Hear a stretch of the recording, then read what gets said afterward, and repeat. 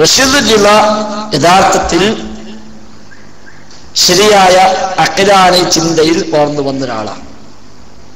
അവിടുന്നാണ് അബ്ദുസ്സലാം സുല്ലമിന്റെ പ്രധാനപ്പെട്ട സ്വാധീനം.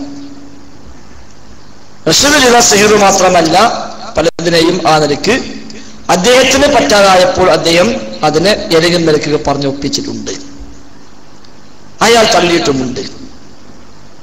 അത് ശരിയാണ്, അത് ഒരു പ്രമാണമായി എടുക്കാവുന്ന ഒരു ഭാഗമല്ല താനും.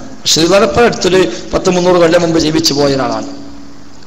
അദ്ദേഹം തഫ്സീറുണ്ട്, തഫ്സീറുൽ മനാർ. അതിൽ നിന്നാണ് അൽമനാർ എന്ന പേര് നമ്മൾ സ്വീകരിച്ചത്. ആ സ്വാധീനം നമുക്ക് കുറച്ചു കാലം ഉണ്ടായിട്ടുണ്ട്, അതാണ് സത്യം. കുറച്ച് സ്വാധീനം ഈജിപ്ഷ്യൻ ചിന്താഗതിയുടെ സ്വാധീനം കുറച്ച് നമുക്ക് ഉണ്ടായി.